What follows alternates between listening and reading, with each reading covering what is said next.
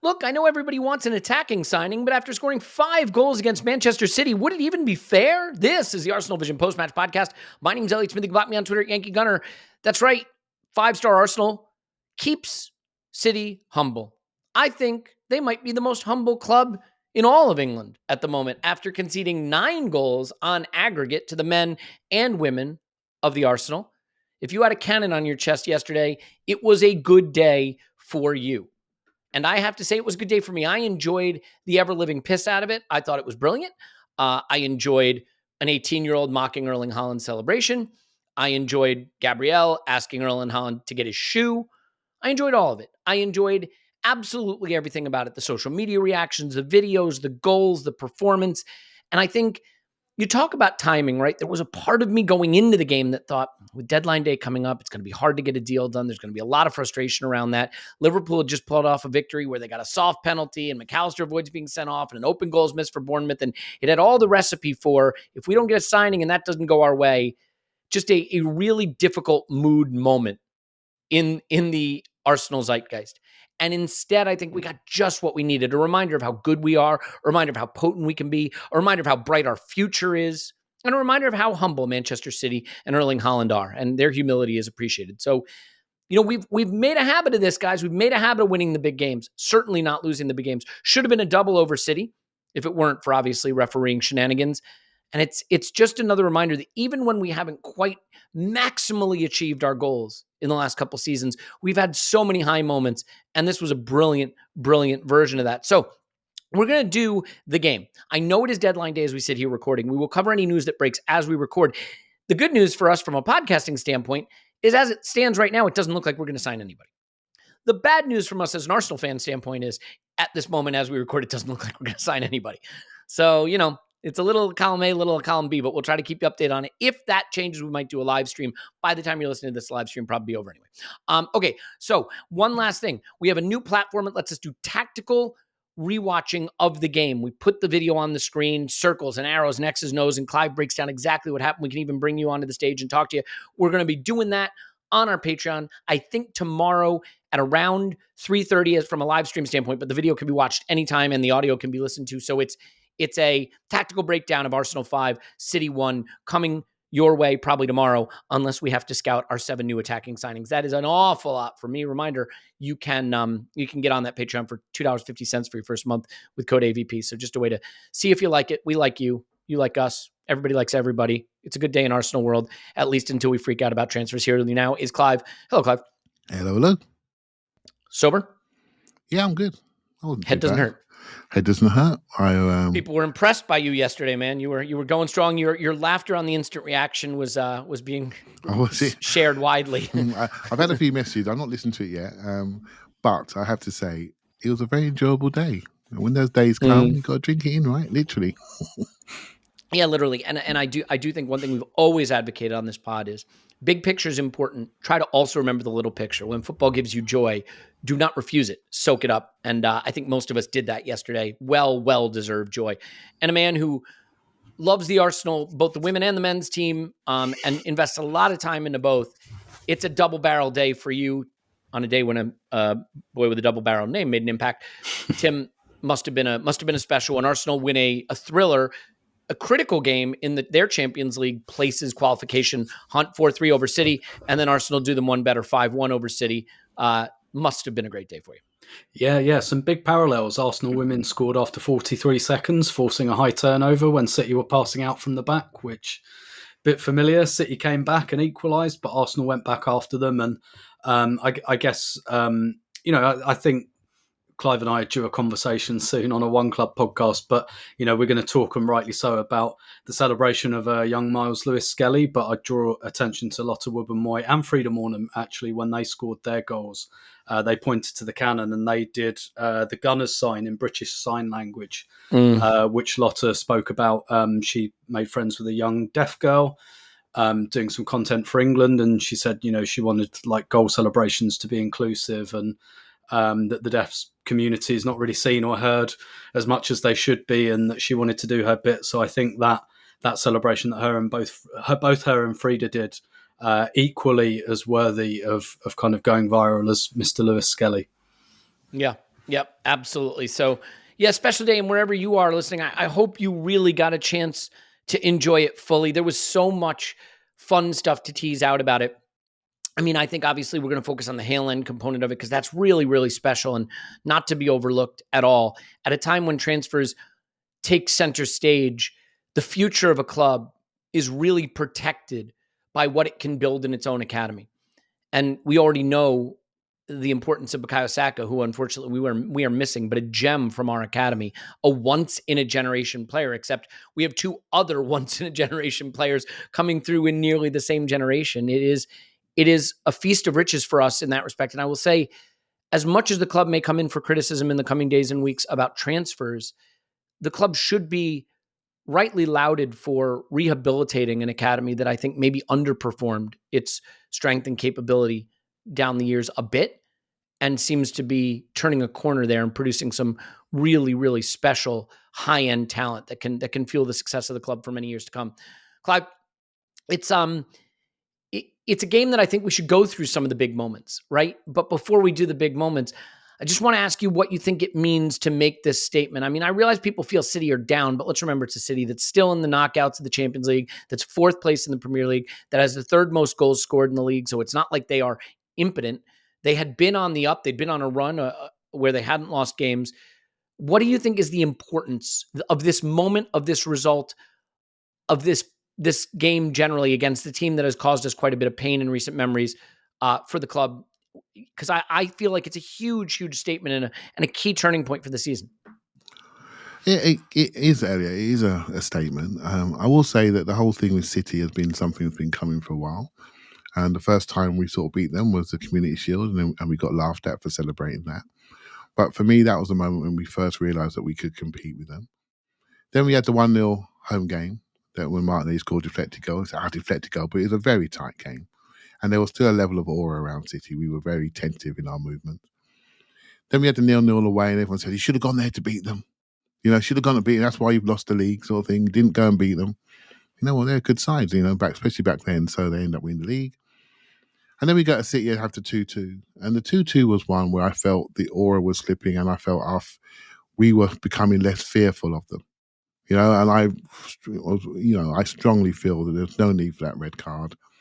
No need at all. Let them play this one out and see what would have happened. I think we were robbed of a classic that day, and the game turned into something more turgid in the second half. And then we come to this game, and we started off brightly. We score our goal. But I will say there was still a level of, you're fighting the big bully. You are getting big yourself, but you still got the scars of the big bully beating you up. Do you know what I mean? I mentioned too in my IR yesterday, the 5-0 when we got done, when Arteta kept his signings back, etc. Those days are embarrassing. They're embarrassing when you're in the ground. You're thinking, what time do I leave? You start checking your trains. These days are embarrassing for you. Everyone laughs at you. Everyone laughs at us. And I mentioned to him yesterday because I wanted those people to be recognised for the ones that have done that journey on those bad days, because they got it back yesterday. And once we realised that the bully wasn't so big, we started to bully them. And I loved it. I absolutely loved it. And I really think it's really important for us to embrace who we are and don't be too afraid to celebrate. Don't be too afraid to shout about it. Don't listen to what people are saying about you. As far as I'm concerned, they can all do one. This has been a long time coming, and we need to be able to enjoy it without somebody trying to put us in our place when we win. So yeah, that was my feeling, Elliot. I think we need to get like this a little bit more against the elite top teams. And for me, Inter Milan was one of the big moments of the season, and that all feeds into these games for me. And if you're wondering why the reaction to this result, I'll tell you why. Because the fans at clubs that used to see us as the cute, pretty football club that played attractive fourth place football are currently struggling in watching us do the kinds of things that they thought we couldn't do. And so if you're a Chelsea supporter and your club's a bit of a mess and you're in sixth, this hurts for you. And I love it. If you're a United supporter like Gary Neville, do you remember when Gary Neville used to condescendingly praise us, tail end of the Arsene era, about how we did things right, about we played the right way? Of course he did, because United were still relevant and we were struggling to try to make fourth place, top four as a trophy, yada, yada, yada. Okay, well, they're in 13th. Spurs, they're in 14th. So these other clubs watching us go batter Manchester City to make this a title race, it hurts them. And the Liverpool fans, by the way, they're hoping for their nice, easy coast to a title, and they may get their title. Fair play to them. But what we are doing to make this a race is not only special for us, but it should be special for the Premier League, and it should be celebrated, candidly. Because after years of one team dominating, that team falls away, and the Premier League could have been left with no title race at all. But we're keeping it one, despite the challenges we faced. And I think it's a huge result for us. It's just so sweet to get it over City. You know, those teams that have tormented us down the years, Chelsea tormented, we put 5 past them. United have tormented us, we beat them. City have tormented us, we put 5 past them. We've done the double over Spurs. We were 3-0 up at halftime at their place, right? We put some wrongs right. And this was a wrong that needed to be righted. And we were denied it at the Etihad, but we couldn't be denied it on this day. And Haaland made a huge difference. And so we can shift to some of the moments. And one of the moments is just the lineup, Tim.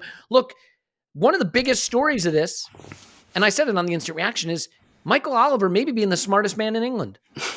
Michael Oliver deserves his credit. And he doesn't get it. He knew how big a threat Miles Lewis-Skelly could be to City. He was the first to spot it and tried to take him out of this game. But the FA independent panel overturned that ban. And then Mikel had a big decision to make. Do I start the big money signing from the summer who scored a goal at the Etihad, go with the superstition, you know, he's a big player for us in that game? Or do I sign my 18-year-old, my 18-year-old academy player? And I think the rest of the positions pick themselves. But Tim, that was a decision point, and I think it's fair to say he got that decision spot on. Yeah, absolutely. At the moment, like, Lewis-Skelly's the left back, right? There's no reason to take him out. Like, Calafiori's done really well as well. It's not like he's playing badly, but there was a line Paul used in the instant reaction last night that I really liked, which is, you know, Arteta has a line, and once you reach it, you can play. And basically, these kids, they're not treated like kids. It's for the academy to develop talent and hone it, and that's the academy's job. But when you come into the team, you're a player, and either you reach the mark or you don't. And once you reach the mark, you're in. You're in. Yeah. And now, obviously, there's a little bit more behind. Like Ethan Nwaneri, I'm sure, has played fewer minutes than his talent demands because they have to respect physically where he is. But it's okay. You're a player now. It doesn't matter whether you're an 18-year-old from Hale End or whether we signed you for £105 million. You're in. You're in the team, and you're treated the same as everybody else in the team. And actually, ironically, or maybe not ironically, paradoxically, that is a really good way to develop players, is almost to not develop them, if that makes sense, to say, we've got loads of staff who will do that, right? And then we take their information. So I'm sure conversations would have been had. Do you think Lewis-Skelly can play left back? Do you think he can do that? Let's have a look at him there based on the information. But you're in the team now, and that's it. And like, I don't care like what your squad number is or what your age is. And look, who batted an eyelid at that before kickoff? Like, we all spoke about it, and we all said that there's basically 2 decisions to make here: left back, right wing, and we've got a Haaland teenager in contention for both of us. But I doubt there's a single person who, like, you know, did the old mechanic job, you know, sucking the teeth when they saw Lewis-Skelly in the, like,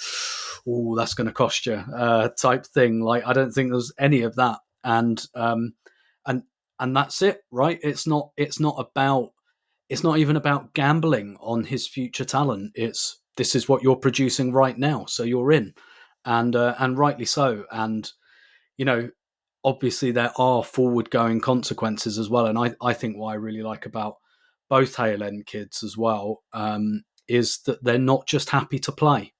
They're not just happy seeing their name on the team sheet. They're not just happy being on the bench. Do you remember I said, after Nwaneri scored against, who did he score against? His first Premier League goal when he came on.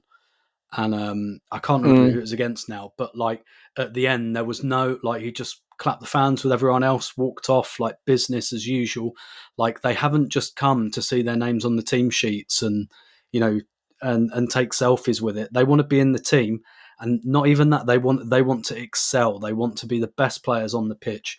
They want to banter off Erling Haaland. They want to take shots on their weak foot. Like, both of them take on shots that, again, maybe because they're not treated like 18-year-olds, maybe because they are just that talented. Like they do not play like 17 and 18-year-olds, and that went into the decision certainly to start Lewis-Skelly, I think. Yeah, I think his first goal was against Forest in the 3-0 in November, Premier League That's goal. right. That's the one. Yep. Yeah. Yeah, really well said on all of that, Tim. I think that covers that. And we're going to come back to Miles Lewis-Skelly in a bit. I want to go a little bit moment by moment, though, because there's too many really important and good moments in this game. And Clive, one of the things you need in a game like this is to just get the wind in your sails a bit, the wind at your back, and no better way to do that than an early goal. And I think one of the stories of our season, and I think one of the stories of football, the way it's played right now, football is a little cyclical. Right now, I think football is a lot about what you do when the opposition makes a mistake. You know what I mean?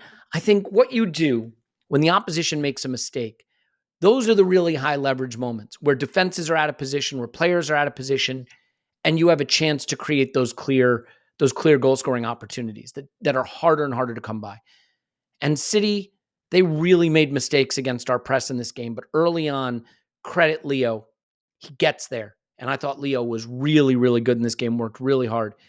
One of the biggest unheralded moments, Declan Rice, first time. That's what's been missing from our play. Kai has a chance to shoot there. And maybe we'll come on to the meaning of this. He doesn't. He bounces a pass to Odegaard, who to his credit makes good contact and it deflects in. What are your thoughts on our press taking advantage of mistakes and the first goal, putting the wind at our back a bit? Yeah, with this team selection, you sort of, you can see what you're trying to achieve. So we had two very much one-on-one fullbacks, and I debated whether Miles should have started because I thought we should defend a little bit narrower, but they used our fullbacks were both right close to their wingers, and they kept the pitch really quite wide, and they were doing lots of switches. So I could see straight away that Arteta read it, and he wanted his one-on-one merchants out wide against nippy players, so perfectly read. In centre midfield, I mean, I like the balance of Partey and Rice. I always have done. It's the first day of that Community Shield. When I saw it, I like Rice's ability to go and get stuff. He can see it and he can sprint in and go and get things. You create chances out of nowhere, which he did continuously in this game. He can read the play so well. But where he was doing so much better than he did at the start of the season, where I felt in the Brighton game, if you remember the average position map, he was the highest player on our team. I didn't like that. In this game, his starting position is so much better. So he can control the middle, but he can also get to the front end of the pitch. But he can also get back to where we need to get back into a double pivot. For me, he's perfect for that role. Perfect, and he is part of our identity. And the units on the left-hand side are starting to develop, and the units on the right-hand side are developing. And we know that Odegaard and Havertz are a partnership, really. And in the first phase of the game, what I really noticed, Elliot, was not just the adjustments, but I noticed how they solve problems immediately. So if City put a couple of players extra forward to try to stop us progressing the ball, Odegaard dropped next to Partey in the middle of the pitch, and our centre-backs went wide. There you go, done. As soon as he dropped in, centre-back disappeared. Trust. Into Partey, into Odegaard, out. It's just like, it's so good. This doesn't just happen. It's like rocking up and playing. They know exactly what to do. They know exactly what scenarios they're looking for. When the City put pressure on, they drop people in and build that way. When they don't drop people in, they say, okay, let's go along and let's support Kai on the front end and get the second ball there. They know what they're doing, and it's just wonderful to watch. And I will say I had a lot of respect for City in that first half, in particular what they were trying to do to make us feel uneasy, particularly with Marmoush on playing almost like a second striker, dovetailing around, just getting into the pockets to make us go and find him. If we go and find him, we lose our structure in the middle of the pitch. They start to run through and gain territory. And it worked for a period of time. It worked. But then we adjusted again. We got more aggressive and went forward. Mate, I know you heard my IR, but I loved this game. I absolutely loved it. You connect to games in a different way. I connected to it tactically. I connected to how the coaches knew each other. I connected to the adjustments and how quickly both teams adjusted to what the other one was doing. But you know what we had that they didn't have? We had legs, mate. We had legs. I don't care what you put on the whiteboard. If you can't run, you can't play. And that's the truth. It's a running sport, this is. And we had legs and we had technique and we had quick movements, but also we slowed down when we need to. It was a thing of beauty, Elliot. I cannot wait to rewatch it. I cannot wait. Yeah, I really agree. Can I just stay with you for a second, Clive, on a tactical component of this? Because it's funny, we were both doing the same thing in that one key respect with how we drop a midfielder in and let the left back go up and sort of stand almost in the attacking third half space. Like, it's a very weird thing. Miles at times would be in the midfield, right, in that 2, the way we know when they invert. But then sometimes Odegaard would drop deep and Miles would go. And the way we're using Odegaard is really interesting to me because I don't know if we're getting the absolute best out of Odegaard in the final third right now. But he was really, really important in this game, joining Thomas Partey, who was, I think, as good as I've seen him since maybe his absolute best years a couple of years ago. Those two were critical to our ball progression. And Odegaard dropping so deep maybe takes a little bit out of what he can do when he's able to stay up the pitch. But what do you think of that build-up dynamic and Odegaard and coming deep and Partey really facilitating all of our progression? Yeah, it's just rotation, Elliot. It's just rotation. Yeah. But this is what's so good about these players. If you stick Miles high, he can look after it, right? He spent most of his time as an 8 in the academy. You know, might have a future there. Yeah, he may have a future there, may not. Who cares? Seriously, who cares? When he receives the ball high, he looks pretty natural, doesn't he? When he receives it low, he looks pretty natural. And once you've ticked those 2 boxes, then the coach can pick his team on a particular day versus opposition, what they're going to do. Simple as. I was surprised to see Odegaard and Partey so tight together. But long as we're not a crowd scene there, and we shift other people at the pitch to keep people off us, that's what you have to do. If you all drop deep, you know what they do? They all follow you right the way in. And so that means we're never going to get out. We go long, we haven't got numerical advantage, and we lose the ball. If Odegaard comes deep and one of our fullbacks go high, who cares? As long as we're up the pitch and we're pinning people back. You know, when they get the ball, they can do something with it. Timber and Miles know to do things with it. All our players are pretty multi-positional and they're pretty useful in any corner of the pitch, mate. When I play, you didn't want me on the right wing. No chance. I'd stay in that semicircle. I was no use for anybody out wide, right? So, well, no one's signing me to play this top level football. Declan Rice spends a lot of his time on the left-hand touchline. Who'd have thought that? He looks pretty natural out there, doesn't he? Switching point of the attack. That's the key thing. Once you rotate, what can you do when you get it? And that's the key thing. Yeah.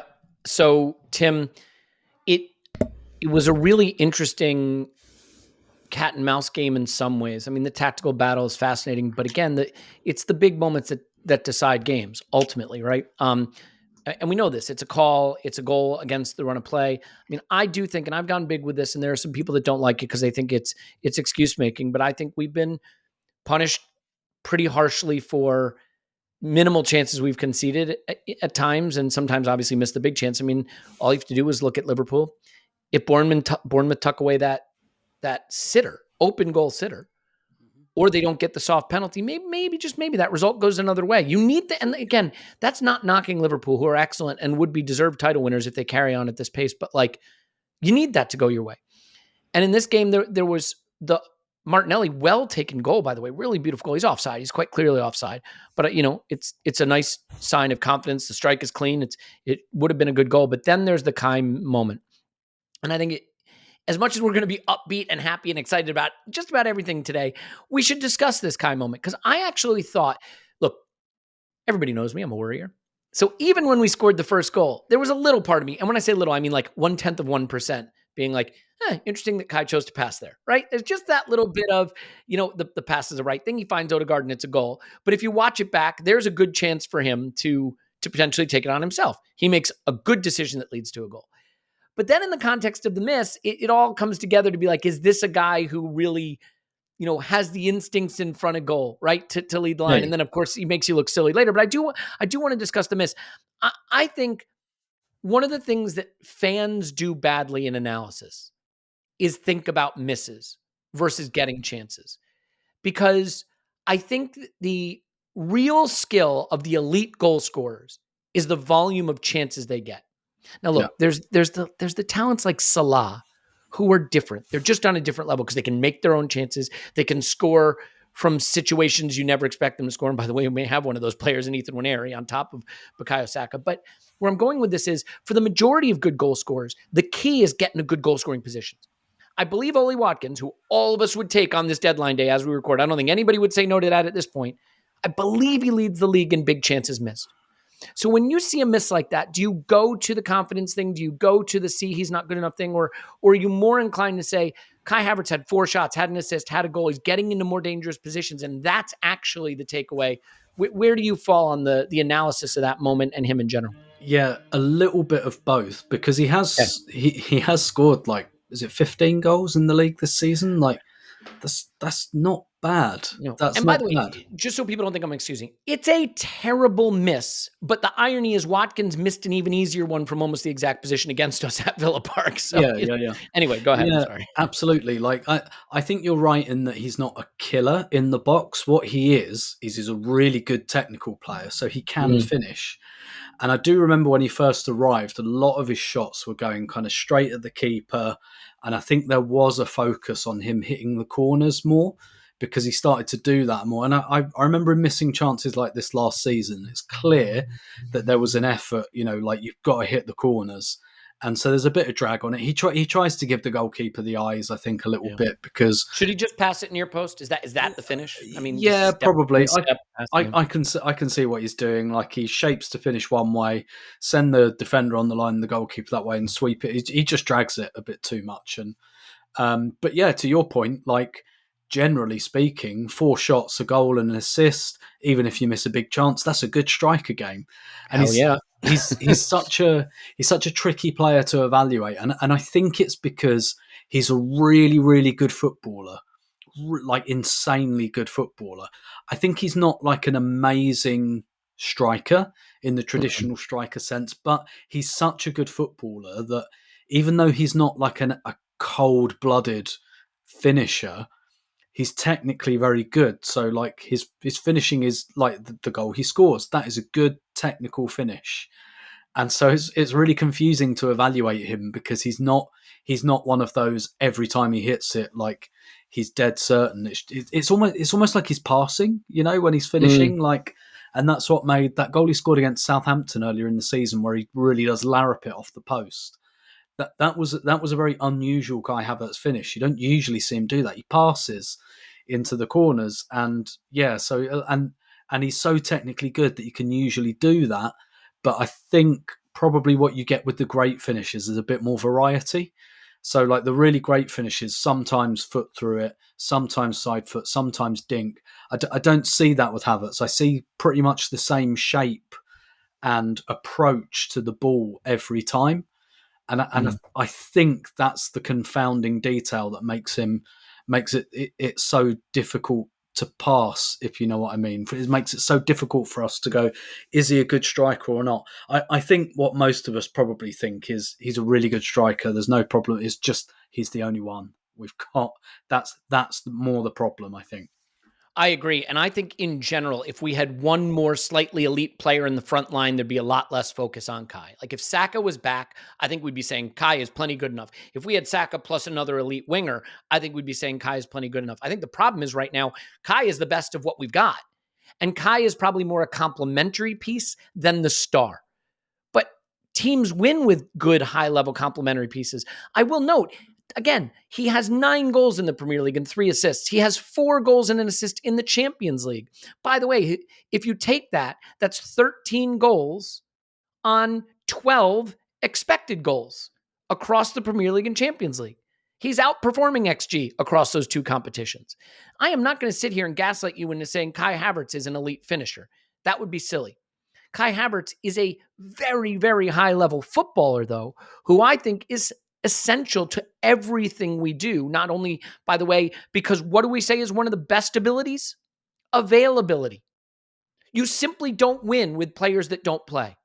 That's a thing you don't do. And so when you have players that play, you can achieve something because you can plan around them and plan around their strengths and weaknesses. He's played a lot in midfield. He's played left 8. He's played right 8. He's played striker. And right now he's our only striker and he's doing just fine. You bring me Saka back, I think we're going to be appreciating him even more. I get why the miss was ridiculed. It's a bad miss. And I get the frustration because it's a bad miss at a time when everybody knew what was going to happen next. They were going to equalize. Everybody knew that, right? You just knew, because that's what happens when you miss a big chance. Right? Bournemouth missed their big chance. What did Liverpool do? They go down and they score the next goal in under 5 minutes. Seems like it's written in the stars in football. But in final adjudication, your striker had a goal and an assist. He had 4 shots, and you won the game 5-1. So Clive, do you want to just put a final point on the Kai Havertz thing, because I don't want to spend too much time on it. I just think how you think about him is probably a reflection of the extent to which we're depending on him at the moment. Yeah, at halftime I was wondering, are we talk about this chance, afterwards, and that was his thing, and I think it affected us in the ground as well. We sort of had these massive regrets, and we sort of dropped a little bit after that, and we only came back to life once they'd scored. So you guys know, and people listen to me know, I'm a huge fan of him. I thought Match of Day 2 did a fantastic analysis on Kai Havertz last night, which I thought was really balanced and fair without narrative. They looked at his chance, explained it. They looked at his work rate, how he spins into wide areas when we need to exit. I mean, he's just so smart. You can see it developing. He always wins the race out there. How does he know where the ball's going? He's so intelligent. He did one tackle back on the edge of the area that led to a breakaway chance. And on his goal, when he made the run earlier, I'm thinking, what are you doing, son? What are you going out there for? You're not going to get it. Like, save your legs. We've got a game on Wednesday. And then he gets it.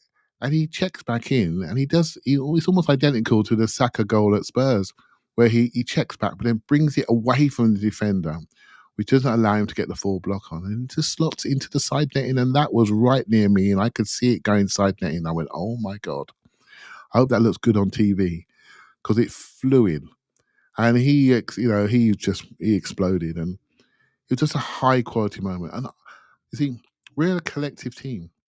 We got 5 goals in open play from 5 different scorers. Who does that, right? Set Piece FC, who does that? We do it, right? So, and none of us could predict which one is going to be. Odegaard's not scored a goal in open play, and then he scores one. And that maybe is another issue. To lose the goal output of him and the goal output of Saka not being on the pitch, we're all looking at Kai. We all want another centre forward. I said to you yesterday, sometimes we have to stop, look, breathe, and say, appreciate what we have. While we all recognise to save these guys' legs, we need to supplement them. But let's appreciate what we have. Let's not use the fact we don't have everything in place to denigrate someone who is really producing. He's not perfect, but neither are we as a club and as a team. We're still developing, and we always will do. I really appreciate his effort. In the recent games, in 5 home games in a row, things didn't go his way. But, mate, he was overplayed, massively overplayed. And he keeps going, and he keeps showing. And I got the huge amount of respect for him. Yeah, I agree. And like, again, the two things can be true, right? That may not be, first of all, we shouldn't have one striker at the club, which is what we have right now because of the Jesus situation. So that you just don't want to be in that situation. It can also be true that for what we have, he is quite good. I will point you to none other than Manchester United, who in consecutive summers tried to solve their striker situation. They showed ambition in the market. They went and got Højlund. They went and got Xerxes. And they were both on the bench in a loss at home to Crystal Palace. You can wind up in that situation very quickly. So while nobody wants to hear excuses on deadline day, I absolutely agree buying the wrong player doesn't fix you. Because you wind up with Anthony, and you wind up with Højlund, and you wind up with Xerxes, and you wind up with Mudryk, right? And you wind up with these players who just can't play. It takes years to unwind from as well, Elliot. It takes years to unwind. And while you're unwinding, no one cares about you. And it's a problem. And no one goes back now and says, oh, you know what? We should have given Ineos and the Glazers some credit. They spent big money on strikers. No, they're furious because they stink. You only get judged on the outcome. And by the way, like, just so we're clear, you still got to do it. The fact that it's hard doesn't mean you don't got to do it. You got to do it. You got to find the player and you got to bring them in. But you like at Benjamin Sesko, for example, fewer goals than Kai, fewer XG than Kai, takes fewer shots per 90 than Kai, in a league that's renowned for inflating striker performance. So it is a tricky position to get right, and it's the one that if you get it wrong can sink you because of the expense and the importance. Wow. Well, so I think that there's a lot of things here to get to. But Tim, before we get to the fun, the MLS, which is going to be fun, and Ethan Nwaneri, which is going to be fun, and some of the great little moments of Haaland staying humble.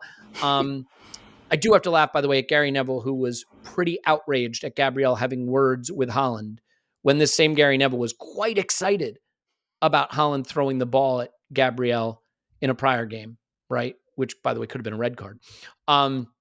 But, let's not let that get to us. The fact that he's upset is because his club is absolutely and totally in the mud. So there's an underrated part of this game that has to be discussed, and that is I don't think we're in a position to have this 5-1, this exciting day, if David Raya isn't fit to play, because David Raya played really, really well. Yep. I had this 2 refrigerator theory, if you remember, which was basically like you only need 1 good refrigerator in your house. You don't need 2. I'm going to officially retract that on this podcast for this reason. When I said that, it was true, and I'll tell you why it was true. Because the only thing goalkeepers did at that time was make saves and kick it up the pitch. And I think just about any goalkeeper can make pretty good saves and kick it up the pitch. But now that our goalkeeper plays like an outfield player, you have to evaluate them like outfield players, and you can't just have anyone come in and play outfield in the goal. So Raya is an outfield player and a keeper. This season, he hasn't had to make a lot of saves. Last season, he hasn't either because we don't concede a lot.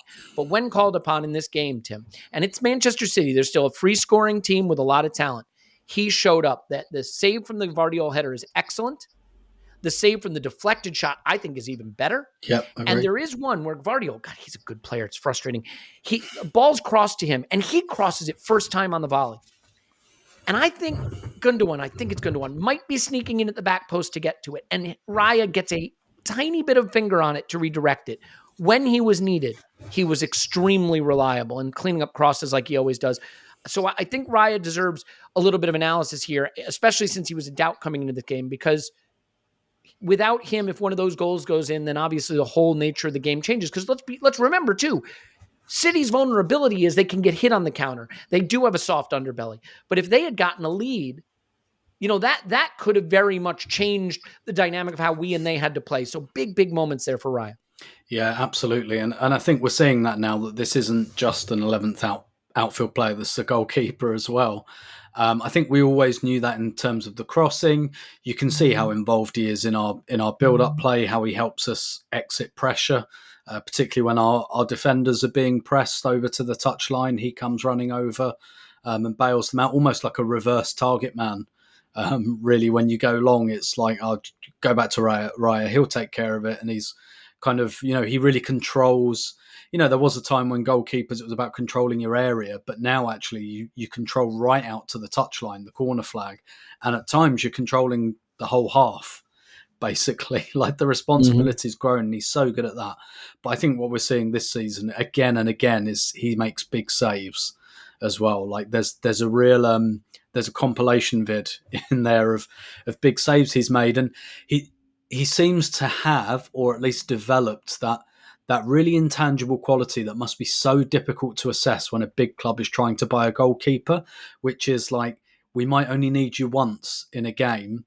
Are you going to be switched on when that one time comes? Because we've bought goalkeepers from lower down before. I think Richard Wright from Ipswich is probably the most classic one. When you've got 24 shots a game coming at you, you're nice and switched on. You can really make those saves. I always thought the same was true of Almunia. Almunia's best game for Arsenal was a Champions League semi-final away at United, where I think they have like close to 15 shots on target. Because he's engaged the whole time, the shots are just raining at him. Can you do it when maybe that happens once or twice in the whole game? Can you pull out the save? And that's the really intangible quality that must be so hard to scout. I remember reading that line about when Arsenal scouted Ramsdale, and to be fair, they had plenty of data on this. They kept looking at, what does the 5 minutes after he concedes a goal look like?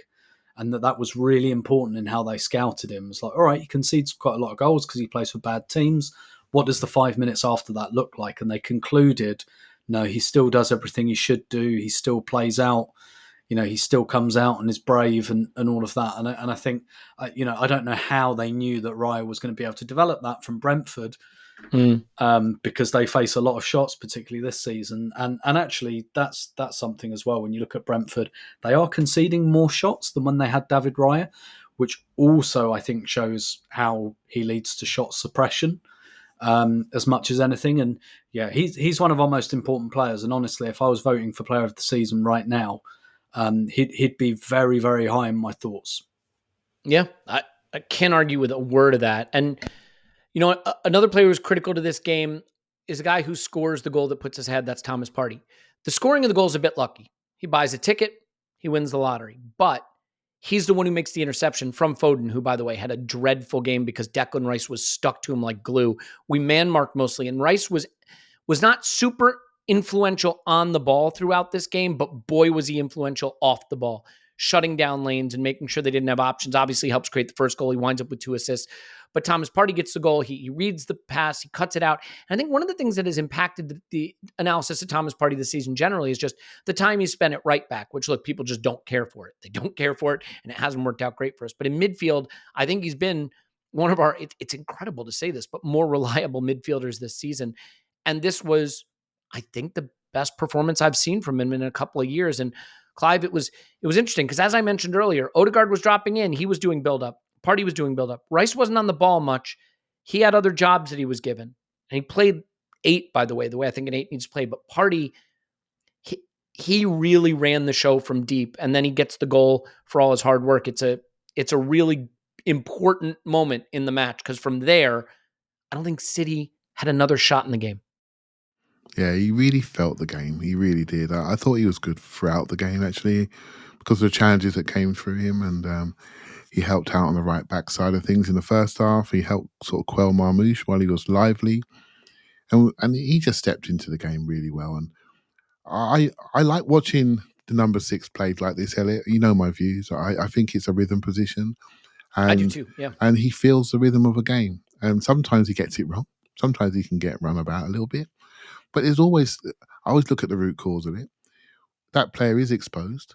And there are times you need to get off the sides. And there were heroes in this game that helped support the middle. And Trossard and Martinelli, they do it so well. You know, they get back in and they help. Their recovery runs are so good. It's always a collective. It's never to one person. If one person's left super exposed and gets run around, then something else has broke. Do you know what I mean? Simple as that. Something else has broke. And so I thought he moved the ball such a good pace, such a good rhythm, when to go long, when to turn away, turn out and go the right side, but then when to go to ground or a slide tackle, because that's what you needed. We needed that to stop it early. Go to ground, make the challenge. I love the balance of him and Rice. I've got to say, I love the balance of them two together. They just complement each other really, really well. And I think they do things the other person doesn't find so easy. So Rice's power running, a part he can drive at the pitch, but 2 years ago he drove at the pitch and keep going. Now he's knocking it off. Do you see what I mean? Whereas Rice is driving at the pitch and he's going and he ain't stopping until the final pass, right? 6 years age difference, go for it, right? So and Rice's pressing is just brilliant, and so yeah, the complementary skill sets of those two were good, and there's almost like a pre the goal we were really good. But post the goal, we were really, really good. And everybody's performance went up like 5, 10, 15%. And so our lasting memories of all of the players were brilliant. You know, and I said to you, Elliot, I don't know how you're going to do the IR because you need to do at least 20 stop risings, right? You're going to have to. We did. We gave every single player. Yeah, basically, you had to. If you'd have done a stop before, you'd have been a riot. Right? So, I think we did Ruben Amorim. Okay, that's fair. Good shout. Right? So I think it'd have been a riot. The comments would have to be switched off. I mean, and he was just one of those players. But he was really visible in this game, Elliot. The way he snuck up from behind the ref and just intercepted and took the shot. To me, it just went straight in the net because I was off my head in the front row. But I saw a deflection afterwards, and yeah, I thought he had a fantastic game. Yeah, he really did. And so that put us in position. As I said, I'll just reiterate this from the point that Haaland scored. Partey's shot obviously gets us level 2 minutes later. Critical moment. And from there, I think we just decided we're going to have them. And we outshot them 8-0 to end this game. I mean, think about it. They go down 2-1, the mighty Manchester City. Like, whatever you want to say about them defensively, that is a potent attacking force. They had no shots, not shots on target. They did not take a single shot the rest of the game, Clive. Just wanted to say one thing I forgot to say. Regarding midfield, and I've spoken to a few Man City fans, you know, really intelligent people that really assess their team really, really well. And they were concerned about the midfield. All week they were saying, we've no way we can go with you if you really start to move. And maybe there's a criticism that came up from TV as well. It took us a while to realise that they were weak in there. And we made them confident by giving them the ball. There's no way they could. And Declan Rice was rested for this game, and there's a method to the manager's madness. He knew what he was doing. He knew he wanted that stormtrooper running up and down. And once we did it, they were done, mate. They were done. And so yeah, I just want to give him a shout out to those Man City fans who saw this coming. We were nervous when they saw this coming.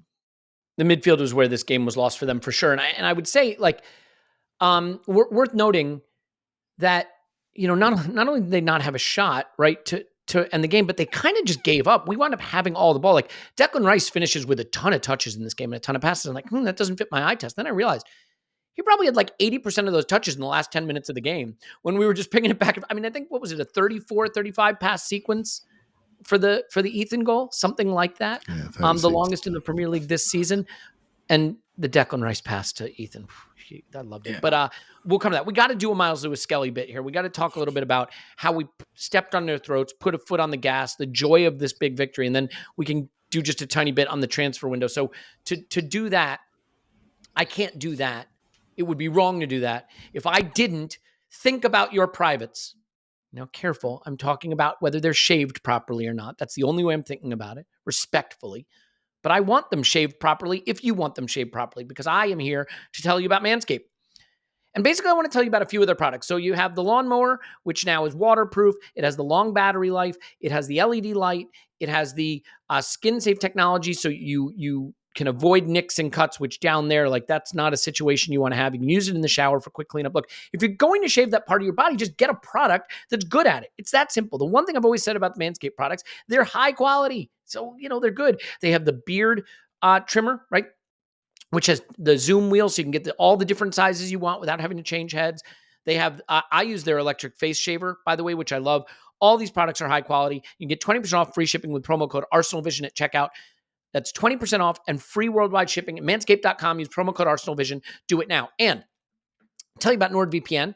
NordVPN is something that I use pretty much every day, because every day I come across a football video that's either geo-locked or I can't get to it or the subscription doesn't work here.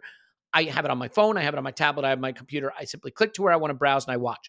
I can watch shows on streaming services that come out in other countries before they come out here. When I travel to England, I can VPN back to the US so I can watch those 3 o'clock kickoffs. Had a very fun experience meeting a bunch of patrons at a pub in London where we watched Alex Iwobi score a winner against United for Fulham, right? So there's that. NordVPN also has threat protection, which, let's face it, as football fans, we are quite frequently on streams that we maybe necessarily shouldn't be for the health and safety of our devices. So use NordVPN. Get your exclusive NordVPN deal by going to nordvpn.com/ArsenalVision. Get a huge discount off your NordVPN plan and 4 additional months on top. It's completely risk-free with Nord's 30-day money-back guarantee. Do it now. Finally, this podcast is sponsored by BetterHelp. BetterHelp isn't online therapy. It's therapy that happens to be online. It is this simple. If you are struggling, and I know people are struggling, there have been people that get in touch with me. They say, I've been going through a hard time. You don't have to go through it alone. Whether your partner or your friends are good people to talk to, that's great. But therapy is a process that helps you deal with the red flags, right? The things in your life that are waving a warning sign to you. And I think, as someone who's gone through the therapy process, recently dealt with something that really stressed me out psychologically, these things can take a toll in ways you don't even understand. They can wind up affecting your physical health. You never think twice about going to the gym or eating right. You shouldn't think twice about therapy. And if getting in the car and driving there isn't for you, if you don't have the time to go find someone in your area, doing it from your phone, from your tablet, from your computer to start this process is helpful. So with over 5,000 therapists in the UK already, by the way, BetterHelp can provide access to mental health professionals with diverse variety of expertise in mental health. Discover your relationship with green flags instead of red flags with BetterHelp. Our listeners get 10% off their first month at betterhelp.com/vision. That's BetterHelp, HELP.com/vision. Is that enough of that? Indeed. Okay. Tim, this is the Miles Lewis-Skelly section of the podcast. And this is such a cool thing. The Miles Lewis-Skelly. Miles Lewis Holland-Skelly. By the way, can you imagine not only having the ice in your veins to score that goal, but then do that celebration? I think I have to credit Andrew on the Arscast for reminding me as well that he got his first yellow card ever before he even came on the pitch against City from the touchline, from the subs bench. So yeah, look, anything you can do, I can do better. If I told you we'd have a 17-year-old and 18-year-old where midweek, the 17-year-old showing he's a superstar, then at the weekend, the 18-year-old, then the next game, the 17-year-old, then the same game, what Hale End has produced in Nwaneri and Miles Lewis-Skelly is the kind of thing you hope to get one player like that every decade. We've got another one with a hamstring injury who's going on to be one of the best players in the world, and two more that look like they could be. For Miles Lewis-Skelly to go from a player, I revisited our preseason predictions just to see if we did anything on MLS. Nothing. There's no expectation of him playing. He's gone from no expectation of him playing to not only moving from midfield to left back, to potentially having the shirt, to being the star of a 5-1 win over City. And before we get to his goal, Tim, there are little things he does where he has that physical strength in his lower body so that when he receives in tight spaces, he can shield the ball. And he doesn't just always make the safe pass. He's willing to stride away. England don't have a lot of talent at left back, by the way, so he's got to be in the frame for that. So he's going from breaking through to superstardom in a very quick clip. Before we come to the goal, talk to me a little bit about the way he has taken on the responsibility of defending from the left back position and building play. Because the other thing that impresses me, that might be tactically one of the most sophisticated and complex positions in the team. Sometimes you're standing in midfield next to Thomas Partey. Sometimes you're standing on the left touchline. Sometimes you're all the way up in the attacking third in the left half space. And you only get to go to those positions based on what your other teammates do and where they go. I think he's showing tremendous intelligence. And that part of his game is probably not even appreciated enough. Yeah, absolutely. The technique, the way he gets away in small spaces, a big part of that position as well, because he's asked to take risks. The intelligence to kind of slide around according to your teammates, that kind of relationism side of it, and the attitude as well. The attitude is the most visible part, obviously, with the goal celebration as well, but like the attitude to play, the intent to play. Like I said earlier, I'm not here just to take a selfie with my shirt in the dressing room. I want to play and I want to be the best on the pitch. I want to excel. And, you know, we've seen that that level of confidence in him, the kind of the North London derby as well. I think we all enjoyed that. And obviously the celebration, but the way he plays is just full of that. The kind of way he backs himself to get out of those tight situations. And the amount of times as well, he's like dragged down and pushed around, and he's got such a low centre of gravity. He's got such a nice way of like, there's no more gracile way for me to say it than he sticks his arse out, make sure that that's between the man and the ball, and then he kind of turns and goes, and he's got such a low centre of gravity. He's almost crawling sometimes because he's getting battered around, and the strength to withhold that as well, particularly at your back. To withhold that. It's one thing when you're shoulder to shoulder. When someone's pushing you in the back and they're a Premier League footballer, like that's a lot of force. I know what would happen to me if someone like a Premier League striker was shoving me in the back. I think I'd be ragdolling it. So, you know, but just the intent to play as well, and I just think the way we've. Like, the injuries have been bad, right? They've been really bad. They've probably cost us the league, like, honestly. But even though, like, I'm very much an atheist, I always liked that expression that God never shuts a door without opening a window. And this is the window that opened, right? Nwaneri and Lewis-Skelly came in because we had so many injuries, and we've seen this before. We've seen young, precocious players get their chance because of injuries and never give that shirt back again. It's kind of what happened with Wilshere. It's kind of what happened with Bellerin. It's kind of what happened with Fabregas. Like, the door opened for them, and that was it. They never looked back. They never held it open for anyone else, and that's what's really pleasing, because like, and the transition as well from like both these guys were playing under 23s recently. Like, they might have both played for the under 23s this season. Not sure if Ethan has, but certainly in the last 12 months, they played Friday night Boreham Wood under 23s. And to make this transition and this step up, that's the thing you can never tell, really, about the kind of how do they make the step up? How do they handle it mentally, physically?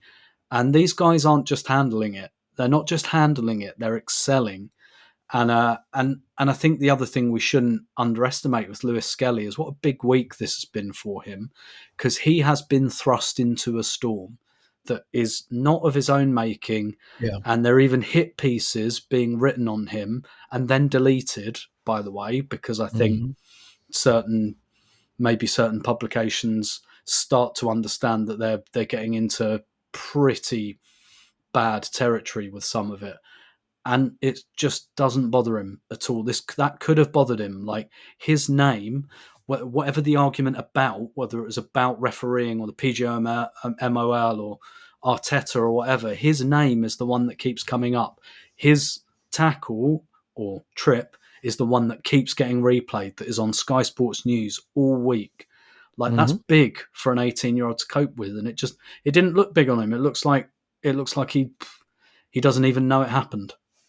It reminds me of Arteta's quote when he was asked how Miles Lewis-Skelly's dealing with it in midweek, and he said he's sleeping on the plane or whatever. Like, he's like, he's asleep right now, taking a nap or whatever. I mean, he looks very calm and collected and worth noting. I mean, from what I've been told, I have no firsthand knowledge of this, but sounds like he has a wonderful mother who has looked after him very well. That he's a very well raised young man with a mother who, has been hugely influential in his life and receives rave reviews for her work with other academy kids and trying to help kids deal with what I think is a highly pressurized environment. So, you're only as good as all the people that build you up and help you out, right? That's true for all of us. And I think that's certainly the case for him from what I understand. And again, I'm speaking a little out of school because it's secondhand information there, but I think it just sounds like a great situation for him. I would say that Mikel had a lot to say about this and was asked a lot. So let me give you some quotes and then Clive will carry on. On Miles Lewis-Skelly's scoring, I thought this was really interesting. He says, I wasn't expecting it. I was talking today with one of our staff members about that he needs to threaten more in the final third when he gets in this position. Ricky did it the other day against Wolves and he scored. Our fullbacks are now generating these kinds of things. The same with Urian. He adds threat. He gave a different kind of problem to the opposition. So great. I think that's an important quote because I think it's a little window into the mindset of Mikel of how these fullbacks should play and where that threat should come from. We've seen Tomiyasu score important goals. We've seen Calafiori obviously score important goals. Ben White, obviously, maybe not as many goals, but a lot of goal-creating actions, and Miles Lewis-Skelly gets it here. On his character on and off the pitch, he says that's on him. He's been nurtured in the academy. He's got it inside him. He feels it, and he's very good at expressing that as well. Some players struggle with that. He does it in every action. He does it with his body language. He does it with his facial expression, how he lives the game. And with the ball, he takes it. He wants to make things happen. He takes risks. He takes initiatives at his age, and that's not easy. And he did go on to say that the academy deserves a lot of credit and they should be really proud, which he is certainly right about.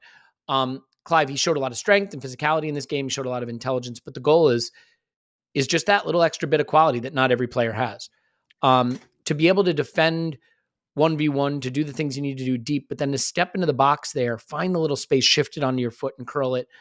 It's a very good goal. He then runs off and does the Haaland celebration, which is just a stunning bit of composure. Because you know how players will sometimes write something on their shirt, right? Or something that they want to show the fans if they score. It's usually strikers because they back themselves to score. I don't think the left back knows he's going to score a goal in the Manchester City game, but he obviously had it in his mind that if I do, I'm going to do this. I mean, that's a lot of confidence because he thought, what if I score against Manchester City in the Premier League, 18-year-old left back? What an unbelievable moment for him, Clive. And he's giving us something that goes beyond what, let's be honest, anyone could have expected him to give. Yeah, what it shows you around the celebration of what the chat was in the dressing room. Good point. Because they remember what happened and what was said after the whistle. And so do you remember what Gabriel said, Clive? Yep. After the first game, he said, we'll be waiting for you at the Emirates. And you know what, Tim? They did an interview. He was on your way up north. They did an interview on Sky on the morning with him and Saliba. And he asked Gabriel a question and said, do you still carry feelings over from the last game or what happened at the end of the game? And normally players say, what stays on the pitch, blah, blah, blah. We just take it one game at a time. One of those lovely PR answers. What he said, Tim? He went, yeah, I still carry those feelings forward. I remember. And he just said it straight out. And everything about the team's performance was they've been waiting for this game a long time. There are things happening in the background with City briefing against Arsenal, etc. And the club they know the drill. They know the drill. They know what's going on here, right? And this is way bigger than it's a game of football, right? They know what's going on here. We are the enemy. You heard me use the words on this podcast. We're at war with them. I don't throw these words around lightly, right? So we are at war with them, and the players embrace it. I absolutely loved our attitude on that pitch. We are not afraid anymore. And he epitomizes it. I had my worries about him as he's developing into this role, and I'm literally seeing it in front of me, seeing him tack up the minutes. See him 65 minutes when he first joined and couldn't even run, and suddenly that's not an issue no more. So a few months later, it's just not a problem. He can do 90 minutes quite easily if he needs to. I watched him almost break Morgan Rodgers' back, and there's no one stronger than him in the league. I mean, I've seen him stand next to Jude Bellingham in the England camp, and he's bigger than Jude Bellingham.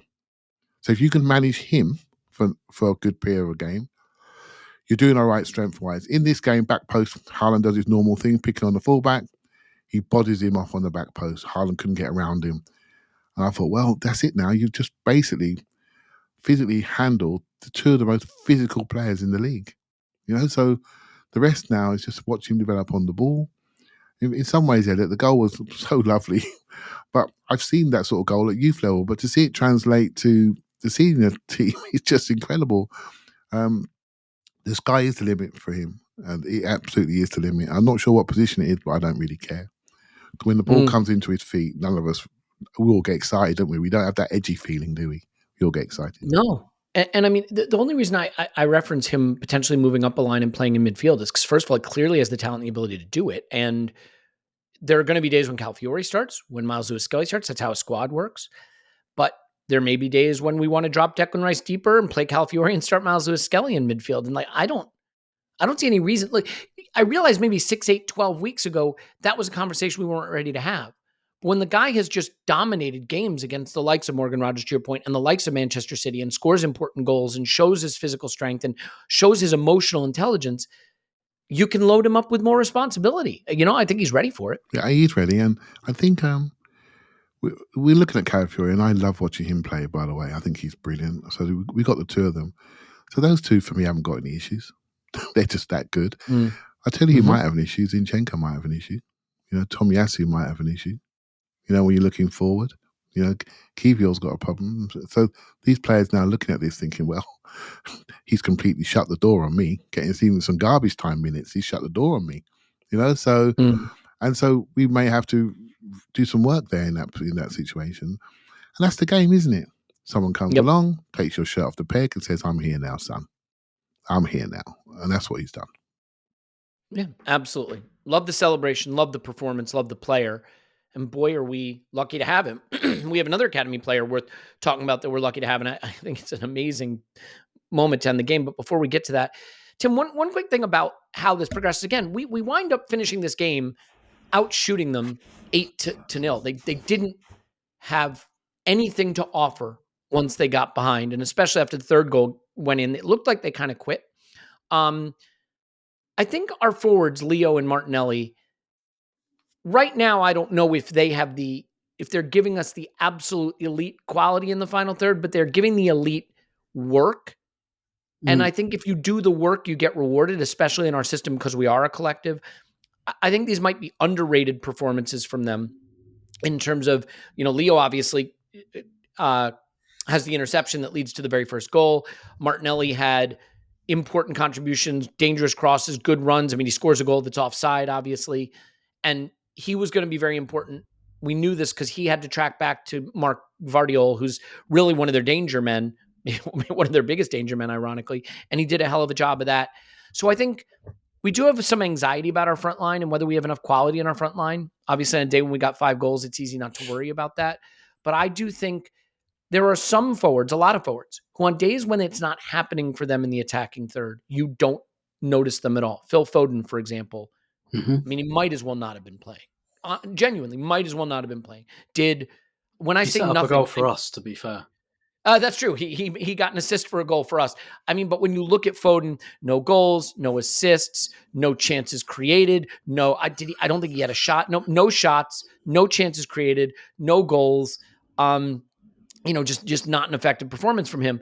And the reason I bring that up is I just think it's worth observing the impact that Leo and Martinelli are able to have on the game, if not the impact we all want from our forwards, right? Which is score stunning goals and create stunning assists, Yeah, my take for a few weeks has been the front three has adapted without Saka.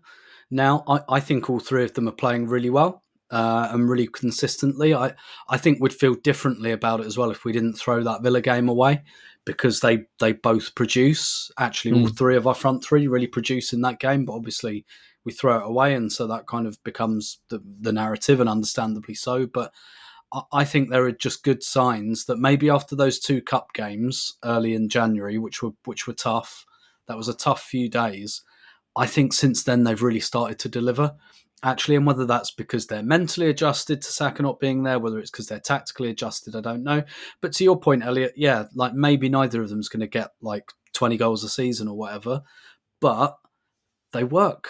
They do work. They work very, very hard, and that has a value. Right, I know it's very easy to be dismissive of that, and I do get it.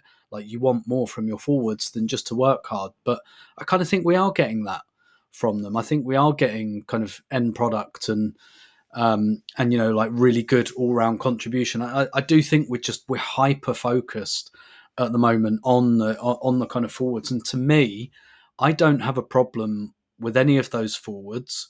I think we've added Nwaneri to that now, and Sterling. Look, unfortunately, Sterling's had a use in that he's taken rubbish minutes off players, right?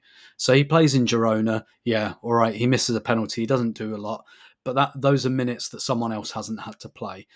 We wanted a lot more from him than that. Don't get me wrong, but he's taken some rubbish minutes, and I think we just kind of have to look at it that way now. That like his role is probably to get people off the pitch when the game's over, and he can have those minutes. It's not what we wanted, but it's what we've got. But we found a player in Nwaneri, but I don't have a problem with Trossard, Martinelli, or Havertz whatsoever. For me, it's just about like what the cupboard's bare a bit after that, other than Nwaneri. So, and I think both Martinelli and especially Trossard are excellent in this game. I think Trossard's really, really good. I think he's upped his work rate quite a lot. He is no longer... I agree with that. Yeah, he looks a bit more like Martinelli, doesn't he? He doesn't look as peripheral and I might do nothing, but then I might score. I guess kind of ironically, and maybe this is correlation causation, he's more involved. He's not scoring as much, whereas last season he wasn't as involved, but he was scoring. And I guess, which way round do you want that? It probably depends. But he looks a lot more involved in the overall game. He actually looks more like a winger as well, because he's always been that kind of player. He's not quite like he's a half space player. He's an inside, a bit like Nwaneri. Like, I don't He's got really... more of a trick than we give him credit for, too. Yeah. A couple times he was doubled up and he got out of trouble or earned a foul. He's stepped his game up. Like when he breaks Pedro Porro's ankles, for example. But that comes from, and I've always wanted to see more of that from him, because he's so two-footed, and being two-footed makes you very well balanced. It's why Dutch academies do it. Like, their argument is that your balance is much, much better, and he's a wonderfully balanced, wonderfully poised player, and he's got that in him. So I don't have any problem with any of our front three. It's just more about what happens if we lose one of them. That's and running them into the ground as well. That's more of an issue. Yeah, and the numbers. I understand the concern over numbers, but the quality has to be there. People are very unforgiving when you get a poor performance, especially from forward. Just to add to that concern, towards the end of the game, I could see Havertz holding his hamstring towards the end of the game, and then he came off in this game. That didn't surprise me. And that makes me sort of worry about the risk that we're carrying. Because despite the world having an opinion on him, we can't afford to lose him. Not unless we want to sit him down to rest him, because we're in control of a game. We cannot afford an unenforced, absence. So yeah, that's a worry. Hopefully he seemed all right, but who knows, right? Yeah. Well, Clive, before we finish with the Ethan bit and then talk a bit about transfers, real simple question for you: is Declan Rice the best midfielder in the Premier League? Well, I believe that he is. Again, I do too. I wasn't always a fan of him. I wasn't. I remember when he was getting all the England team. I don't like him. He's always in there. What's he do? And then I went to West Ham away once, and I changed my opinion. All I could see was his flash running across the pitch. I thought, bloody hell, who's that? We won the game, but he stayed in my memory. And once he came to Arsenal, I hadn't forgotten that feeling. And I loved his position for him. We all know he can do a lot of stuff. He can take his choice. It's not about who's right, who's wrong, or because the game changes all the time and availability changes all the time. But I think he's got a lot of technique and a lot more technique than people realise. I mean, that switch pass, it literally, my mouth hit the floor when he hit that pass. It was such a beautiful strike. And it's like he's got that in him. First time, bang, perfect. You know, this isn't your David Batty, mate, charging around making tackles. Right? This isn't that. He's got a lot more than that. He's got soft crosses. He's got set pieces. He can do it off his left foot, right foot. He's going to score a lot of goals in edgy areas soon. You can see the power in him, can't you? You can see it. When he arrives in there now, he's not looking so agricultural when he arrives in the box. He's looking like he's trying to fix stuff. He missed a couple of headers recently. You can see he's working on it. He wants these numbers. He wants it. You know? Whether he sees himself as a 6 or not, I hope someone's just saying in his ear, you're a midfielder. And just work on that, can you? When the ball comes, can you work on that? And we'll look after you. We'll make sure we put the people around you that balance you off. And this is what I want to do today. And he just does it all. And he's feeling good now. We've seen him now. We've seen a tired Declan Rice, haven't we, start of the year? We don't know him well enough to see. Broken toe Declan Rice. Yeah, we've seen a guy that's not been fit. So we know what that looks like now. We saw him last year where everything was perfect. His last-minute goals a lot. This year, we've seen a little bit more of a struggle. So we know what that looks like. Now he's back. We know what he looks like. So we can now really study him and watch him and see what he can do for us. I think he's right up there. I'm right up there with the very, very best in the world in his position. I don't know if anyone's better. You want to bring up Rodri? Hard to say, right? He's done his ACL. He's getting up towards the end of his career. He's also the Golden Boot winner. So we're comparing him against at least as far as the awards people are concerned. He's got medals. The best player. He's got medals. Yeah. He's got medals. You know, I have to admit, the trophy hunting aspect of analyzing football becomes tedious for me because there aren't a lot of trophies to win. Most of them don't count. You win the FA Cup, you win the League Cup. All anybody says is, well, it's not the Premier League or the Champions League, is it? So there's the Premier League and the Champions League. One team wins the Premier League, one team wins the Champions League. And they tend to be teams like Manchester City or Real Madrid who have £1 billion in revenue. That's not to say we shouldn't do it or we can't do it. We need to do it. And the Champions League in particular feels like a hole in our CV as a club. But, you know, we went to 89 points last season. Let's see if Liverpool get there this season. There may be no one to push them. City had one more monster season in them last season, and we wind up not winning the title in a season where otherwise we'd be talking about Rice as one of the heroes of our club ever, right? Not to mention Saka and Odegaard and these other players. So Saliba and Gabriel. I just think he is at a level right now that no one else is reaching. And to your point, Clive, we saw it with Ben White. Ben White played through a hip injury and had really uncertain form at a time, and people started to doubt Ben White's quality. Football moves on from you very, very quickly. I've said this before. If I were a player, I wouldn't play with a knock. I wouldn't play injured. Because you know what? You put two bad performances together playing half fit, and everybody thinks you stink. But, you know, he played through that. He's played himself into form. He looks absolutely sensational. I think the other thing we're seeing from him now is I think he's taking to the 8 role. Not that he would never, ever didn't take to it, but some of the little nuances of what to do around the box I think are great. That first time pass to Ethan, by the way. So you have to love Ethan. Ethan's on the far side of the pitch. It's 90+2. And he's got his hands up and he's waving, give it to me, give it to me. Like you're on the other side of the pitch. The game is over. It's 4-1. He wants the ball. No one's seen him. You know who's seen him? Declan Rice has seen him. And Declan Rice gets the ball first time, whip, boom, cross to Ethan. You know, things like his corner kicks are a reminder of the technique in his boots. You know, that first time pass to Kai is perfect. It's absolute perfection. He winds up with 2 assists, and the second one is to Ethan, and I think we can just get on to it, Tim. Miles Lewis-Skelly, I think people are going to be more excited about Ethan because he does the things he did in this game. But what Miles Lewis-Skelly has is he has the whole game at his feet. But you watch a comp of Ethan's cameo, and holy cow, it's hard. I mean, he's 17 years old. He's beating players. He's driving past them. He's playing balls first time. He's got so much strength to get past people, acceleration to keep them in his wake, and the arrogance to know, give me the ball on the far side of the pitch because all I need is one chance to shift it to my left and I'm scoring. And then to score the 5th goal in front of the Emirates crowd with a stunning strike and just shrug your shoulders.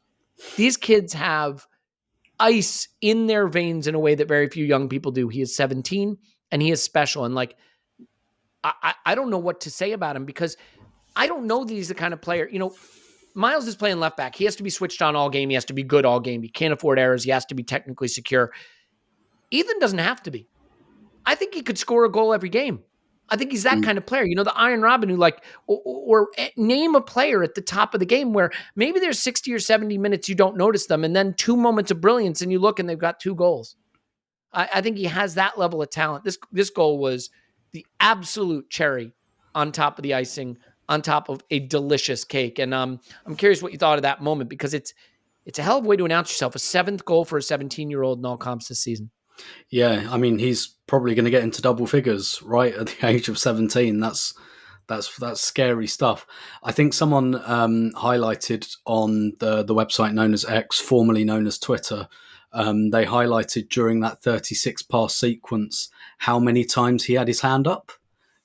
Even when the ball's on the other side of the pitch, he's like, "Give it to me, give it to me, give it to me, give it here," and that's Rice does that too. By the way, the great players, here I am, give me the ball. If you give it to me, good things will happen. Yeah, absolutely. And he sticks his hand up. Honestly, it's in the double figures, which also says because most of the time the ball's over on the other side, so which also says that he has a lot of faith in someone to deliver the pass over there, but you could tell he was like, okay, maybe, look, I'm going to kind of imagine a mental process where he's coming into the game thinking, maybe I start. And I'm sure he nearly did.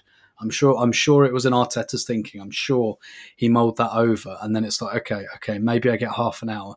Maybe I get 20 minutes. And actually with the way the game goes, he only gets a few minutes at the end.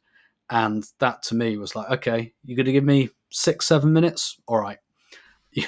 And it's just, I'm going to maximize them. And it made me think of that in a very different way, but it made me think of that Pep Guardiola quote about Gabriel Jesus, where he said, you put him on for 5 minutes, he gives you the best 5 minutes of his life type thing. And he could have easily just walked in and justifiably walked into this game 4-1 against Man City at home.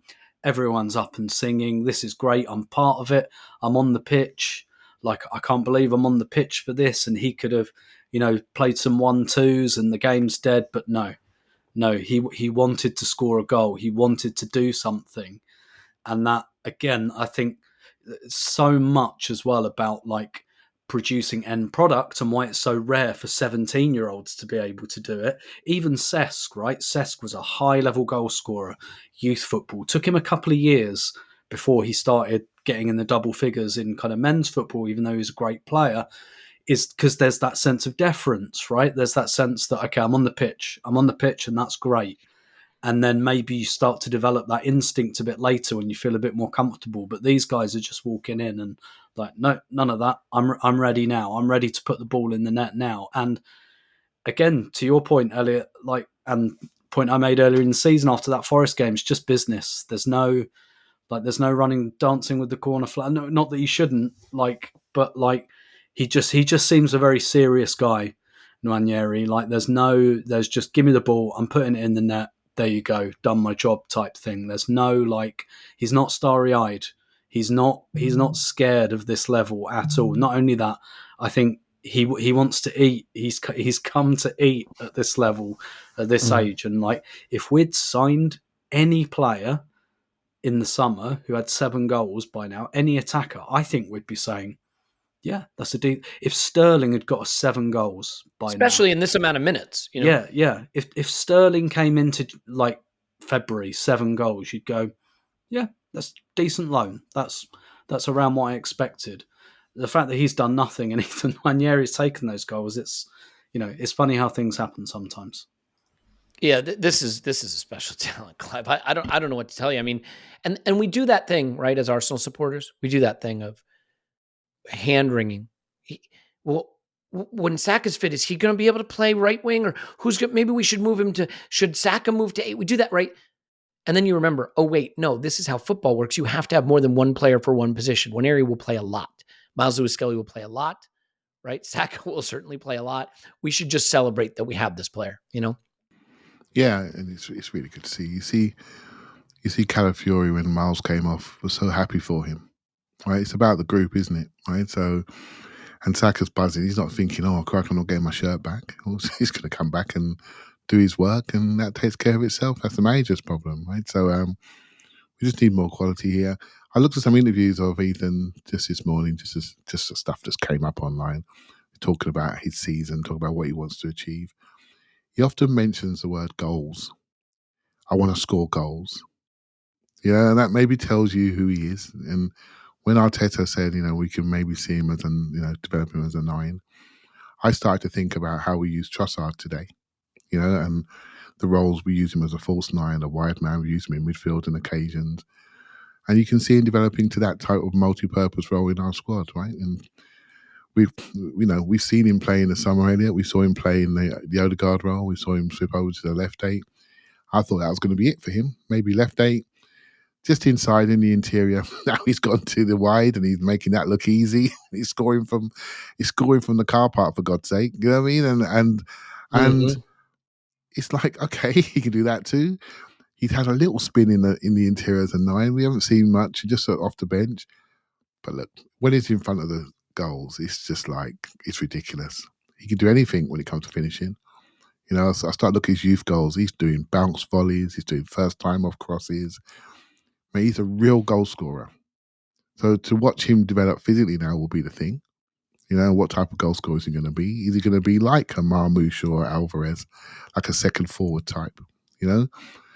It's always such good fun, isn't it? Projecting and putting shirt numbers on the back of people and picking teams. That's our job, right? But the most important thing is, under the moments of pressure in elite games of football, a 17-year-old can stick it in the net from 25 yards away. Yeah. That's incredible. It really is. And it's not a one-off, because we've seen him score that. You know what? It'd be one thing if you say, where did he pull that out of? There's a bit of that with MLS. Not to say that MLS doesn't have that talent, but we just haven't seen him do that. But this is quickly. I mean, imagine being a 17-year-old and your trademark goal is a 20-yard curler into the bottom corner, right? I mean, he's got that. Clive, I understand that he has played attacking midfield at youth level, and that is a position that he may very well make his own. It is a little bit hard to watch him playing off the right for us, though, doing the Saka thing in a very Saka way, and not think that suits him really well and fits him like a glove. I mean, at least while Saka's out, do you expect that will be where we see him mostly, and that might ultimately be a position he plays more often than not? He could do. We look like Arsenal when he's there, doesn't he? But I thought Martinelli and Trossard were both excellent. Mm-hmm. I like my inverters, right? So it doesn't bother me. But there was a moment, it might be the last game, when he had to make a 30-yard recovery run. He made a slide tackle by the touchline on Tim's side of the ground, I think. And I thought, okay, if you're working on that side of your game, that's all you want to do at this stage of your career, Elliot. You want to build trust. The talent's been clear for many, many years, right? So if you can build trust on both sides of the ball, you're going to get selected. Because they're going to look at the opposition that you're going to be lined up against. Can you handle him going both ways? We know you can double step over him and go past him and shoot. But when he takes you back, what's going to happen then? Are you still switched on? And that's key for our team and how we defend collectively and attack collectively. And he's now part of that show. That's why Reece Nelson got so many minutes playing for Arsenal, because he goes both ways. His talent at the top end may not be as high as Ethan, but you can see how he fits into our Arteta group. And so when you see him doing that work, he's coming, mate. And then we can decide where he plays. Yeah. Well, just as a final point here, Tim, it's a special day, an unbelievable special day. We got Holland in the mud. We got the media, as usual, just absolutely tearing their hair out to explain why we're the worst. Liverpool fans are rustled because they just want their nice, easy cakewalk to a title.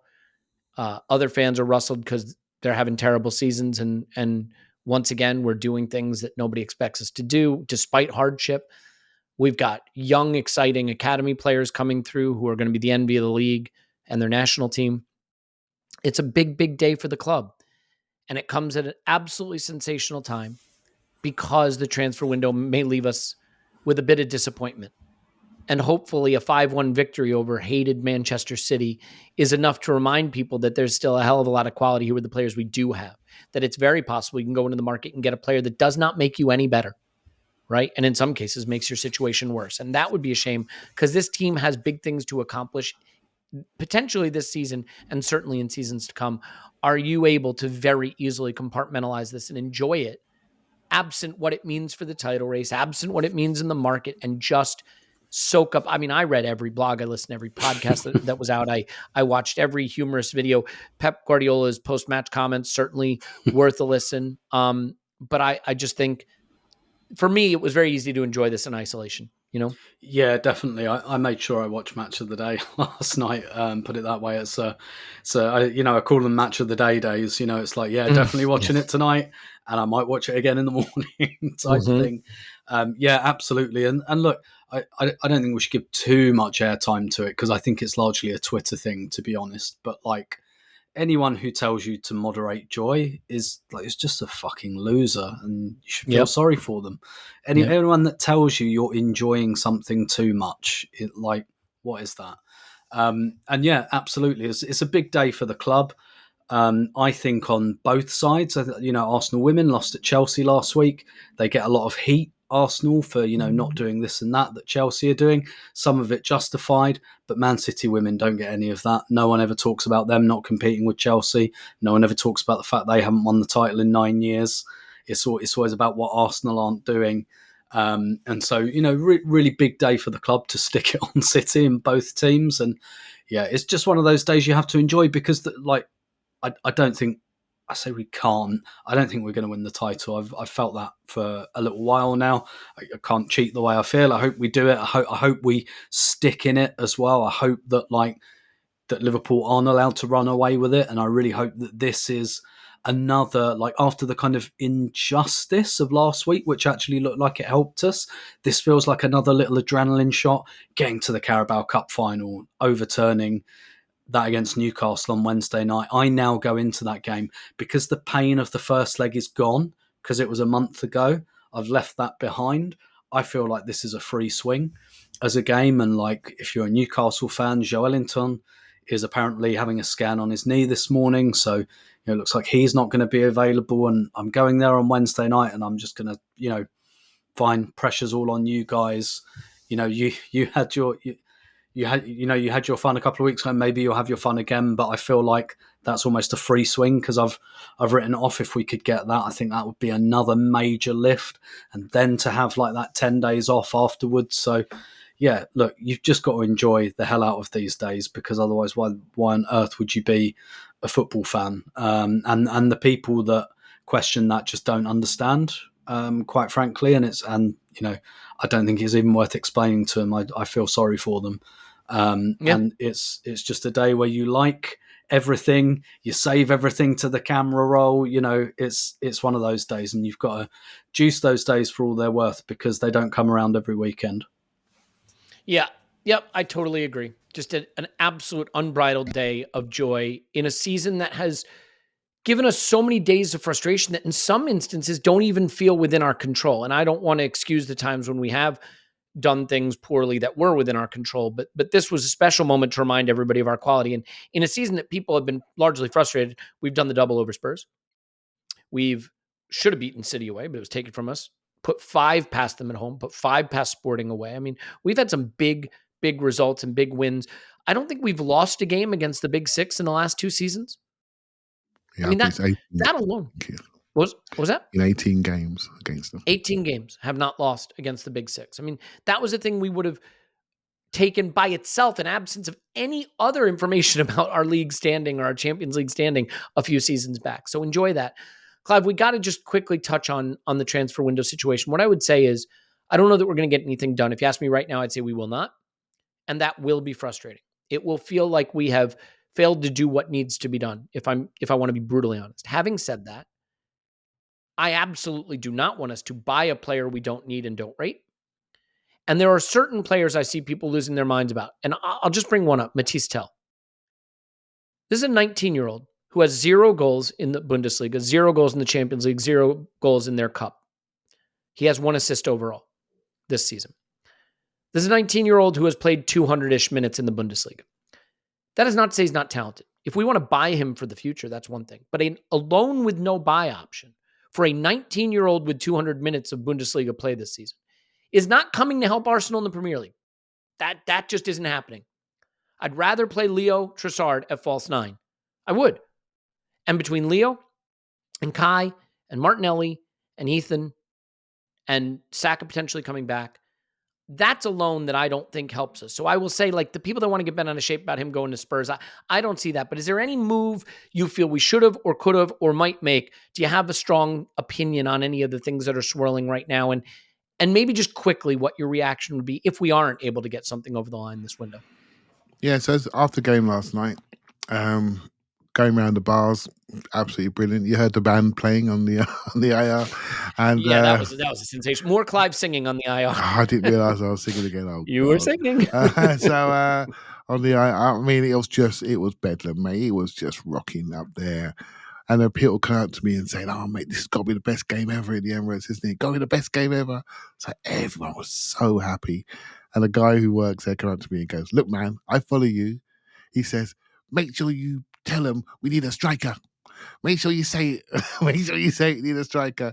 And even in the moments of joy, we all know we need another player, but we don't just need any player, as you said. And look, of the ones that are linked, the ones that I like the best are the ones I've seen the most of, right? And Ollie Watkins is the one I've seen the most of, and it feels decent. You haven't got that profile in the club. So that's the one that's made me the most excited.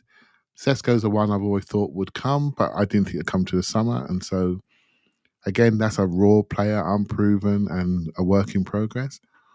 And the other player that we've been linked with historically has been Nico Williams. The only reason I even bring him into the conversation is because if you want him, we can get him with a release clause. But does he want to come? He's going to come here and sulk.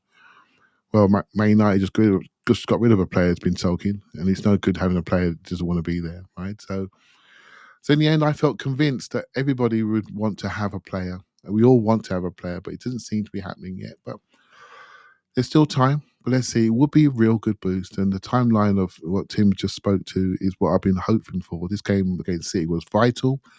Newcastle, mate, they're going to be worried. They're going to be worried. Their fans' expectation 4 weeks ago compared to what it is now has changed. They're conceding goals. They're going to be worried. They just got beat by Fulham. They're going to be worried. They really are. Joe Linton may be out. Yeah, they're going to be worried. They're going to be worried. Yep. And we're going to be cock-a-hoop. And we know we can empty the tanks with 10 days off. So let's see what happens. It's going to be a great trip, Tim. I'm jealous of you again. A great trip. It should be a really good one up there. And let's see what happens. But Elliot, just go wait and see. I don't think it's going to happen based on what we're reading on the Twitters. But it can change in a WhatsApp message, mate. It can change. 10 days in Dubai and an earlier than expected return for Saka would certainly be something that might be better for us than a signing. Genuinely. And I'm not saying that because I don't think, I want to be as clear as I can about this. We had to sign a forward this window, and not doing it is disappointing. And I think you can put the word failure out there. Signing the wrong player, disaster. Loaning a 19-year-old with almost no experience, no help whatsoever. I will be disappointed if we don't get the player we needed, but I will be very happy if we don't get a player we don't need. So I was in for Ollie Watkins, for example. If we could have done that, I really like that move. Am I sure we want to give $300,000 a week to a Nico Williams who desperately would rather go to Barcelona and basically doesn't score anymore? I'm not so sure about that. Do I want a 19-year-old on loan? No. So you start to go through the names. Do I want to pay a huge sum for Benjamin Sesko? Me? I'm not sure. The club rate him. So I think you could say if the club rate him and the club want him, why couldn't they make that deal happen this window if we wanted him last summer? I don't know. I don't know the answer to that. Gyökeres, can he be gotten? Is he 100 million pounds? Can you get him mid-season? I don't think you can get him right now. Everybody knows the names. Everybody knows them. It's not a great market for strikers. I will be disappointed when this window closes and we bought no one. And I don't want to equivocate on that. I will be disappointed, and I think it'll be a miss. And I'll be curious whether losing Edu has any factor in that. We just don't know. But I can recognize that we are still very, very good. And with some time away and hopefully Saka may be coming back at some point, we still have a lot to play for this season. And as we just proved against City, we have the tools to go do special things even without as much as we think we would like to have. And Ethan Nwaneri being a superstar and Lewis-Skelly being a superstar, I'm going to throw it at you. That's like a new signing.